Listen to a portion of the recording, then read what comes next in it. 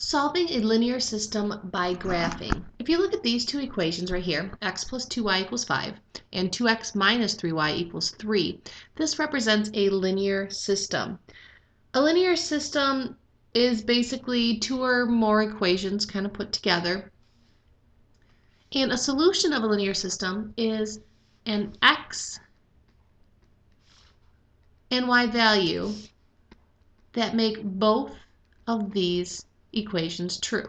So an x we can substitute in here, and a y we can substitute in here, and the same x and the same y. A lot of times you're going to see the solution listed as an ordered pair, an x value in relation to a y value. So the first way we are going to solve linear systems is by graphing. We're going to graph both equations and look for their point of intersection. Feel free to pause the video here and write this down.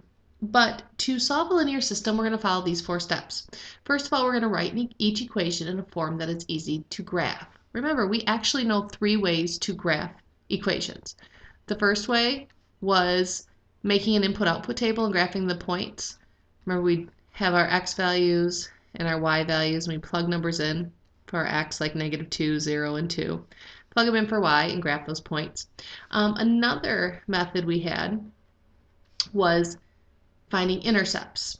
So our second method was we'd still have like an input-output table, but we'd put a 0 in for x, solve for y, then we put a 0 in for y and solve for x, and we'd graph both of these numbers on the axes. And then the third way we can graph is use slope-intercept form. Y equals mx plus b. Okay, so we have 3 ways of graphing. Usually we're probably going to use a third way, but there is some times when the other 2 methods are important, or actually easier to use. So the first thing we're going to do is we're going to write each equation in a form that's easier to graph. We're going to graph both of them in the same coordinate plane, so on the same graph. And then we're going to estimate their point of intersection. And then we'll check it algebraically, meaning we'll plug the x and y values back into our equations to make sure they work. So let's look at an example. It says use the graph to solve the system of linear equations, then check your solution algebraically. So we want to graph both of these right here. Y equals 3x minus 12 and y equals -2x plus 3. So since these are both already in y equals mx plus b form, and that's probably the easiest way to graph them. Okay, so let's look at a graph. Okay, let's see if this copied over. All right, there.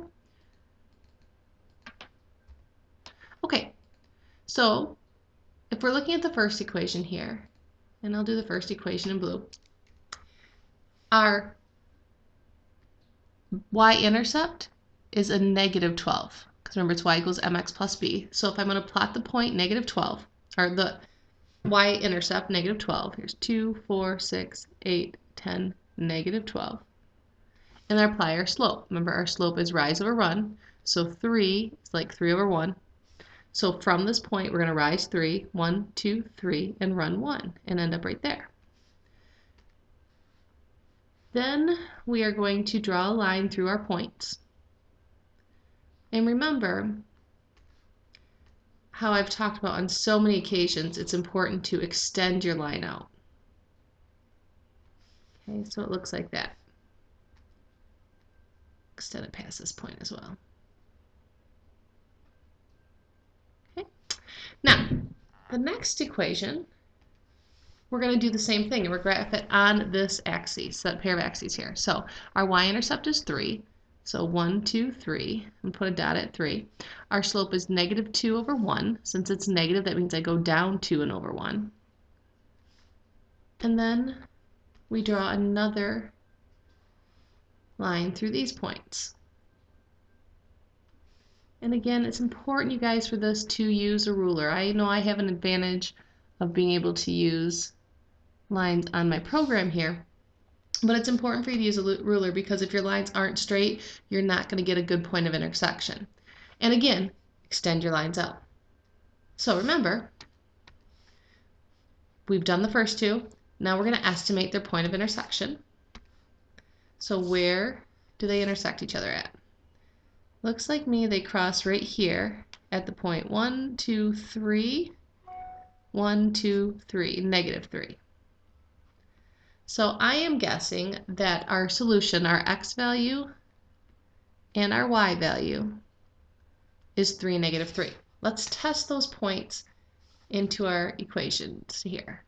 We said 3, negative 3. Oops. All right, write that a little bit better. 3, negative 3. Okay, remember this is our x value and this is our y value, so let's plug them in. Look at the first equation here. Y equals 3 times x minus 12.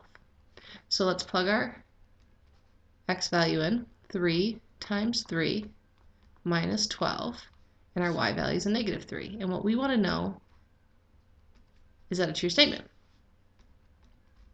Well, 3 times 3 is 9. Does 9 minus 12 equal a negative 3? Yes, it does. So it works for our first equation. Let's try the second equation. The second equation in our system is y equals negative 2x plus 3. So now let's plug in 3 and negative 3. Oops.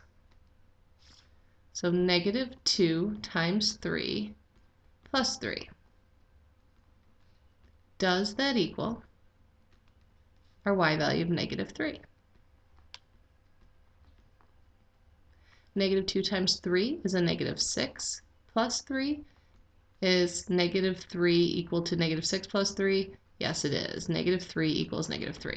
Okay, so what I did just here, right here, guys, was our check the coordinates algebraically. That's what I did. I plugged in our x and our y value and checked to make sure that this point makes both of these equations true. That's a solution to a linear system. If we look at our graph, everything on this blue line is our solutions to this first equation. Everything on the red line, every dot on the red line is solutions to the second equation. Well, what point, what x and y value make both of them true? And in this case, 3, negative 3 makes both equations true.